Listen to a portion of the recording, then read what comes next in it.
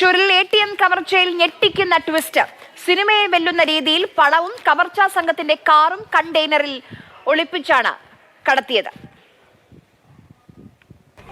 Hospital intimation நான் பார்த்துட்டு hospital நிலவரம் பார்த்துட்டு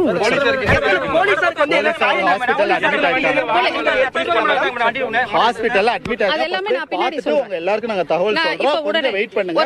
முழு தகவலை சொல்றோம். ஹாஸ்பிடல் போய் பார்க்காம எந்த தகவலும் சொல்ல முடியாது. 15 மினிட்ஸ்ல உங்களுக்கு வந்து நாங்க பிரஸ் நடத்துறோம். ஹாஸ்பிடல் போய்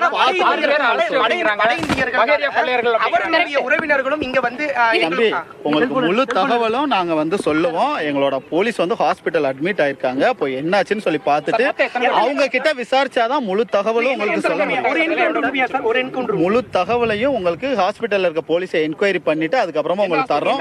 இப்ப பள்ளிப்பாளையம் நாங்க போறோம். நாங்க எங்க போலீஸ் வந்து 2 பேரும் அங்க இன்ஜுரி ஆகி அட்மிட் ஆயிருக்காங்க.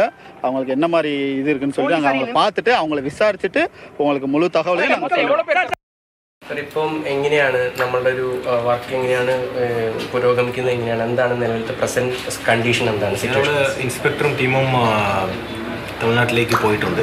അവിടെ പോയിട്ട് വെരിഫിക്കേഷൻ ചെയ്യാനുണ്ട്. നമ്മുടെ 2 കേസുകളിലും അതുപോലെ തന്നെ റൂറലിൻ്റെ ടീമും പോകുന്നുണ്ട്. ആൻഡ് റൂറലിൻ്റെ കേസിലും ഏത് കേസിൽ ആറിൻ്റെ പങ്ക് എന്താണുള്ളത് അപ്പോൾ ആ കാര്യങ്ങൾ വെരിഫൈ ചെയ്യാനുണ്ട്. ബാക്കി അവരുടെ ഐഡൻറ്റിറ്റിയും ഡീറ്റെയിൽസ് എടുക്കും. അപ്പോൾ തമിഴ്നാട്ടിലും കേസ് ഉണ്ടാകുമെന്നാണ് പ്രതീക്ഷ. അവിടെ ഏറ്റുമുട്ടൽ ഉണ്ടായിട്ടുണ്ട് എന്ന് മാധ്യമങ്ങളിലൂടെ അറിഞ്ഞു. അപ്പോൾ ആ കാര്യങ്ങൾ സ്ഥിരീകരിക്കാനും അവരുടെ കേസിൻ്റെ പ്രോസസ്സ് കഴിയുന്ന മുറയ്ക്ക് നമ്മുടെ ഫോർമൽ അറസ്റ്റും കാര്യങ്ങളും ചെയ്യേണ്ടി വരും. ഇപ്പോൾ നേരം വൈകാൻ സാധ്യതയുണ്ട്. അവിടെ ഇപ്പോൾ ഫയറിങ്ങും മറ്റു കാര്യങ്ങളൊക്കെ നടന്ന കാര്യം. എനിവേസ് അവർ എന്തായാലും ലീഗൽ പ്രോസസ്സ് അവർ തുടങ്ങിയിട്ടുണ്ടാവും. അത് തമിഴ്നാട് പോലീസാണ് അതിനെക്കുറിച്ച് സംസാരിക്കണം. നമ്മുടെ ടീം അങ്ങോട്ട് ഉടൻ തന്നെ വൈകാതെ പോയിട്ടുണ്ട്. എത്ര ടീമാണ് നമ്മുടെ പോയിട്ടുള്ളത്? ആരാണ്? ഇപ്പോൾ ഈസ്റ്റ് ഇൻസ്പെക്ടറും ടീമും ഹിന്ദി ഉൾപ്പെടെ അറിയാവുന്ന പോലീസുകാർ ഉൾപ്പെടെയാണ് പോയിട്ടുള്ളത്. സിറ്റി പോലീസ് കമ്മീഷണറുടെ പ്രതികരണമാണ് നമ്മൾ കണ്ടത്. ഒരു സിനിമാ സ്റ്റൈൽ എന്ന് പറയുമ്പോൾ അക്ഷരാർത്ഥത്തിൽ അത് ശരിയായിരുന്നു. കവർച്ചക്കാരെ ഏറ്റുമുട്ടലിലൂടെയാണ് തമിഴ്നാട് പോലീസ് കീഴടക്കിയത്. നാമക്കലിൽ വെച്ചാണ് തമിഴ്നാട് പോലീസ് നമ്മൾ ഈ കാണുന്ന ദൃശ്യങ്ങൾ, ആ കണ്ടെയ്നറിനകത്തായിരുന്നു കാറ്, അത് അവരെല്ലാം കീഴടക്കിയത്. അവിടേക്ക് ഈ നാമക്കലിലേക്ക് മാതൃഭൂമി ന്യൂസ് സംഘം എത്തിയിട്ടുണ്ട്. ഗോകുൽ VS അവിടെയുണ്ട്. ഗോകുൽ, ഒരു സിനിമ ക്ലൈമാക്സിന് തുല്യമായ ആക്ഷൻ രംഗങ്ങളൊക്കെ ആയിരുന്നു. ആദ്യം വെടിയുതിർത്തത് ഈ കൊള്ള സംഘമായിരുന്നു എന്ന് തോന്നുന്നു. ഒരാൾ മരിച്ചു, ഒരാൾ ആശുപത്രിയിലാണ്. മറ്റുപേരൊക്കെ എവിടെയാണ്? ഈ സംഘത്തെക്കുറിച്ച് പോലീസ് നൽകുന്ന പ്രാഥമികമായ വിവരങ്ങൾ എന്തൊക്കെയാണ് ഗൂഗിൾ? ഈ സംഘത്തിലുള്ള എല്ലാവരെയും പോലീസ് ഇപ്പോൾ കസ്റ്റഡിയിൽ എടുത്തിട്ടുണ്ട്. ഇതിൽ 2 പേർ ഒഴിച്ച്, അതായത് ഒരാൾ മരിച്ചു, മറ്റൊരാൾ പരിക്ക് പറ്റിയ ആശുപത്രിയിലാണ് വെടിയേറ്റ്. അവരൊഴിച്ചാൽ ബാക്കി എല്ലാവരും ഇപ്പോൾ പോലീസിന്റെ കസ്റ്റഡിയിലുണ്ട്. അവരെ ഇന്ന് രാത്രിയോ അല്ലെങ്കിൽ നാളെ രാവിലെയൊക്കെ തന്നെ കോടതിയിൽ ഹാജരാക്കുമെന്നുള്ളതാണ് അറിയാൻ കഴിയുന്നത്. ഏതായാലും വലിയ ഏറ്റുമുട്ടൽ, സിനിമ സ്റ്റൈൽ ഏറ്റുമുട്ടൽ എന്നൊക്കെ പറയില്ലേ, നമ്മൾ പല വെബ് സീരീസിലുമൊക്കെ കാണാറുണ്ട് പോലീസുമായി വെടിയുതിർക്കുന്നതൊക്കെ. അപ്പോൾ അതിന് സമാനമായിട്ടുള്ളൊരു വെടിയുതിർക്കൽ അല്ലെങ്കിൽ അതിന് സമാനമായൊരു സംഭവമാണ് ഇവിടെ ഉണ്ടായതെന്ന് നമുക്ക് വ്യക്തമാണ്. ഈ ഒരു സംഘഗിരിയിൽ വച്ചാണ് ഈ ഒരു വാഹനത്തെ പോലീസ് ആദ്യമായി തടഞ്ഞു നിർത്തുന്നത്. ആ സമയത്ത് ഇത് ഈ ഒരു കേസിലെ പ്രതികളാണെന്ന് പോലീസിന് അറിയില്ലായിരുന്നു. കേരളത്തിൽ നിന്നുള്ള ഒരു ഇൻഫർമേഷൻ ഉണ്ടായിരുന്നു. ഒരു ക്രെറ്റ കാറിൽ ഇങ്ങനെ ഒരു മോഷണ സംഘം എത്തിയിട്ടുണ്ട് എന്നുള്ള ഇൻഫർമേഷൻ ഉണ്ടായിരുന്നു. അവരൊരു പക്ഷേ ഏതെങ്കിലും ഒരു വാഹനത്തിലേക്ക് മാറാനുള്ള ഒരു സാധ്യതയും അപ്പോൾ തന്നെ കേരള പോലീസ് തമിഴ്നാട് പോലീസിന് നൽകിയിരുന്നു. പക്ഷേ ഈ തമിഴ്നാട് പോലീസ് ഇതൊരു മോഷണ സംഘമാണെന്ന് ആദ്യം കരുതിയിരുന്നില്ല. ഒരു രാജസ്ഥാൻ രജിസ്ട്രേഷൻ വണ്ടി അവർ ഈ സ്റ്റേഷനിലേക്ക് പോവുകയായിരുന്നു. വെപ്പട എന്ന് പറയുന്ന ഒരു സ്റ്റേഷൻ ഇവിടുന്ന് ഏകദേശം ഒരു 2 കിലോമീറ്റർ കൂടിയുണ്ട്. അവിടേക്ക് പോവുകയായിരുന്നു. പോകുന്നതിനിടയിലാണ് വാഹനത്തിൻ്റെ പിന്നിൽ നിന്ന് ഈ കണ്ടെയ്നർ ഭാഗത്ത് നിന്ന് അസ്വാഭാവികമായൊരു ശബ്ദം നിരന്തരമായി കേൾക്കുന്നു എന്നുള്ളത് അത് പോലീസിൻ്റെ ശ്രദ്ധയിൽപ്പെടുന്നു. പോലീസ് ആ സ്ഥലം അതെന്താണെന്ന് അറിയാൻ വേണ്ടി ഇവിടെ വാഹനം ഒതുക്കുകയും ഹൈവേ പോലീസ് ഉണ്ടായിരുന്നു. അവർ കണ്ടെയ്നർ തുറന്ന് നോക്കുമ്പോൾ അതിലൊരു ക്രെറ്റ കാറും 2 പേരും ഉണ്ടായിരുന്നു. അപ്പോൾ ഇത് സ്വാഭാവികമായും ഇതൊരു സാധാരണ സംഘമല്ല, അല്ലെങ്കിൽ സാധാരണ ലോറിയല്ല എന്നുള്ളത് പോലീസിന് മനസ്സിലായി.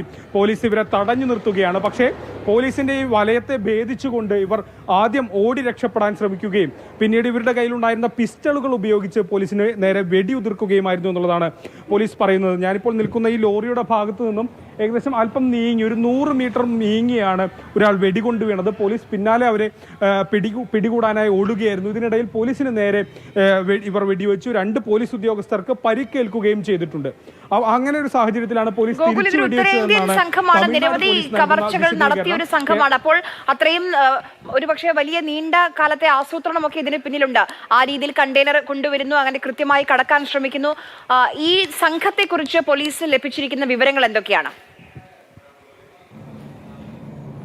അതായത് ഇപ്പോൾ കുറച്ച് നേരം മുൻപ് ഇവിടുത്തെ തൃശ്ശൂരിലെ ഈസ്റ്റ് CI ഇവിടെ ഉണ്ടായിരുന്നു. ഞാൻ അദ്ദേഹത്തെ കണ്ട് സംസാരിക്കുകയും ചെയ്തു. അദ്ദേഹം പറഞ്ഞൊരു കാര്യം, ഈ കാര്യങ്ങൾ ഇവർക്ക് മറ്റേതെങ്കിലും മോഷണത്തിൽ പങ്കുണ്ടോ, കേരളത്തിലെ തന്നെ വേറെ ഏതെങ്കിലും മോഷണങ്ങളിൽ ഇവർ പങ്കെടുത്തിട്ടുണ്ടോ എന്നുള്ളത് പരിശോധിച്ച ശേഷം, ഇവരെ കസ്റ്റഡിയിൽ ലഭിച്ചതിന് ശേഷം മാത്രമേ മനസ്സിലാകുകയുള്ളൂ. ആദ്യഘട്ടത്തിൽ ഒരുപക്ഷെ പോലീസിന് ഇവരെ ലഭിക്കുകയില്ല. റിമാൻഡ് ചെയ്തതിന് ശേഷമായിരിക്കും തൃശ്ശൂർ പോലീസ് ഇവരെ കസ്റ്റഡിയിൽ എടുക്കുക. കാരണം ഈ റോബറിയേക്കാൾ വലിയൊരു കുറ്റകൃത്യത്തിൽ അവർ ഇവിടെ പങ്കാളികളായി. ഇവർക്കെതിരെ അതിൽ വലിയൊരു കേസ് ഇവിടെ തമിഴ്നാട്ടിൽ നിലവിൽ വന്നു. സ്വാഭാവികമായും അതിൻ്റെ നടപടിക്രമങ്ങളുണ്ട്. ഇത്തരത്തിലൊരു ഏറ്റുമുട്ടൽ ഉണ്ടായതുകൊണ്ട് തന്നെ ആ നടപടിക്രമങ്ങൾക്ക് ശേഷം മാത്രമേ കേരള പോലീസിന് ഈ പ്രതികളെ വിട്ടുകിട്ടുകയുള്ളൂ.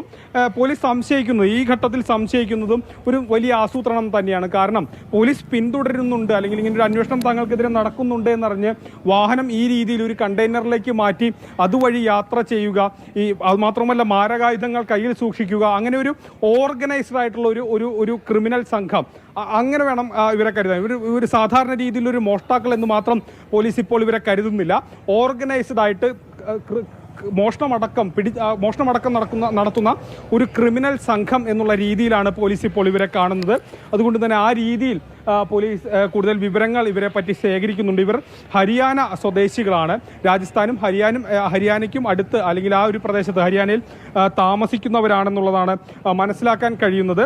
ഇതിൽ മരിച്ച ആൾ യുമാൻ എന്ന് പറയുന്ന ആളാണ്. അദ്ദേഹത്തിന് ഏകദേശം 40 വയസ്സ് പ്രായമുള്ള ആളാണ് യുമാനാണ് ഇതിൽ മരിച്ചത്. ഈ സംഘം പോലീസിന് നേരെ വെടിയുതിർത്തപ്പോൾ സ്വയം രക്ഷാർത്ഥം തിരിച്ചു വെടിവെച്ചു എന്നുള്ളതാണ് പോലീസ് പറയുന്നത്. ഈ പണം മോഷ്ടിക്കാൻ സാധിച്ചു എന്നുള്ളൊരു ചോദ്യമുണ്ട്. സ്വാഭാവികമായും അത്യാധുനിക സുരക്ഷാ സംവിധാനങ്ങളുണ്ട്. ഒരു വ്യക്തി ഇത്ര സമയത്തിൽ കൂടുതൽ നിന്നാൽ അലേർട്ട് നൽകേണ്ട സംവിധാനങ്ങളൊക്കെ അവിടെയുണ്ട്. അപ്പൊ എന്തുകൊണ്ട് അതൊന്നും പ്രവർത്തിച്ചില്ല എന്നുള്ളത് കൂടി പരിശോധിക്കേണ്ടതുണ്ട്. അതേക്കുറിച്ച് എന്തെങ്കിലും പോലീസ് പറഞ്ഞോ?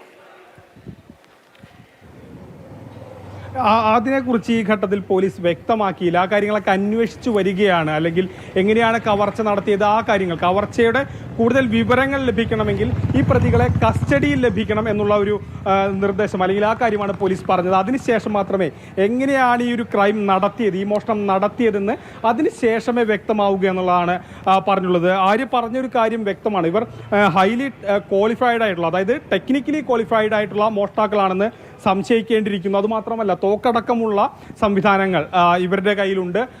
ഈ മുൻവശത്തെ 2 ഗ്ലാസുകളും പോലീസ് ഇവിടെ സംസാരിച്ചപ്പോൾ, നമ്മൾ തമിഴ്നാട് പോലീസിലെ ഉദ്യോഗസ്ഥരുമായി സംസാരിച്ചപ്പോൾ, ഈ മുൻവശത്തെ ഗ്ലാസുകൾ വെടിവയ്പിൽ തകർന്നതാണെന്നുള്ളതാണ് വ്യക്തമാക്കിയത്. അപ്പോൾ ആ രീതിയിലൊരു വെടിവെപ്പ് ഈ ഒരു ഭാഗത്ത് ഉണ്ടായി. അങ്ങനെ ചേസിംഗും ആക്ഷനും എല്ലാം കഴിഞ്ഞാണ് ഈ പ്രതികളെ പിടികൂടാൻ തമിഴ്നാട് പോലീസിന് നാമക്കലിൽ വെച്ച് പിടികൂടാൻ കഴിഞ്ഞത്.